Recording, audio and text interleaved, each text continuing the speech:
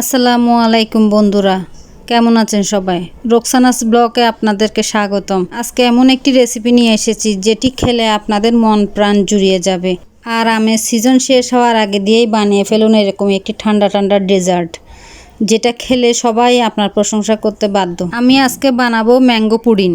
Mango pudding আপনারা সবাই বানাতে পারেন। আমি কিভাবে বানাই তাই আপনাদের সাথে আজকে শেয়ার করব। আমি দুটো পাকা আমকে কেটে ব্লেন্ড করে নিয়েছি। ব্লেন্ড করার পর একটা পাতিলে নিয়ে নিব।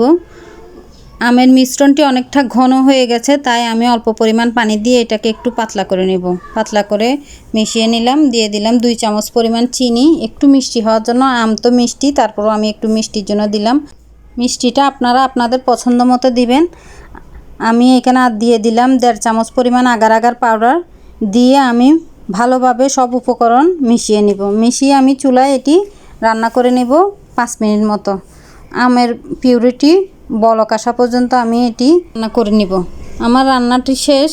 এখন আমি একটা পাত্রে একটাকে সেট করে নিব। সেট করে 1 ঘন্টার জন্য আমি রেস্টে রেখে দিব।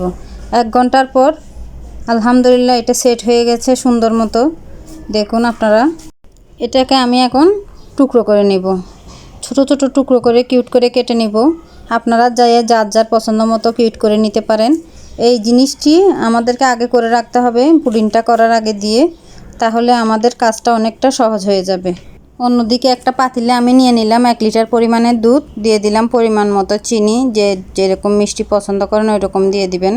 আর দিয়ে দিলাম 2 টেবিল চামচ পরিমাণ আগার আগার পাউডার। 1 লিটার দুধের জন্য 2 টেবিল চামচ পরিমাণ আগার আগার পাউডার দিলেই হয়ে যাবে। সবগুলো উপকরণ ভালোভাবে মিশিয়ে নিব। অন্যদিকে একটা বাটি নিয়ে নিলাম, যে বাটিতে আমি পুডিংটা সেট করব। ওখানে অল্প করে আমি আমের কিউটগুলো দিয়ে দিলাম। আপনারা আপনাদের পছন্দ মতো বাটিতেই সেট করতে পারবেন। এইরকম কেকের বাটি হলেই সুবিধা হয়, দেখতে সুন্দর লাগে। এখন আমি চুলায় বসিয়ে দিলাম দুধটা চুলায় বসিয়ে আমি 5-7 মিনিট মতো রান্না করে নেব, যতক্ষণ পর্যন্ত বলক না আসে। বলক আসার পর আমি 2-3 মিনিট রান্না করে এটা নামিয়ে নেব। পুডিংয়ের জন্য দুধটা রেডি হয়ে গেছে। এখন আমি বাটিতে সেট করে নেব। আমি বাটিতে ঢেলে দিব। ঢেলে দেওয়ার পরে আর যে আমের টুকরোগুলো ছিল ওগুলাও দিয়ে দিব। এভাবে করে আপনারা সেট করে নেবেন। নিয়ে 2-3 ঘন্টার জন্য রেস্টে রেখে দিব।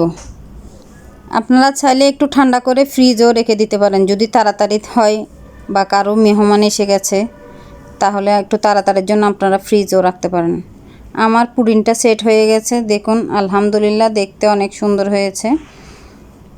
এখন স্লাইস করে আপনাদেরকে দেখাচ্ছি। আমার এই রেসিপিটি যদি ভালো লেগে থাকে লাইক কমেন্ট শেয়ার করে পাশে থাকবেন। ভুল হলে ক্ষমার দৃষ্টিতে দেখবেন। সবাই ভালো থাকবেন, সুস্থ থাকবেন। আর বাসায় একবার হলেও বানিয়ে দেখবেন খেতে দারুণ লাগে।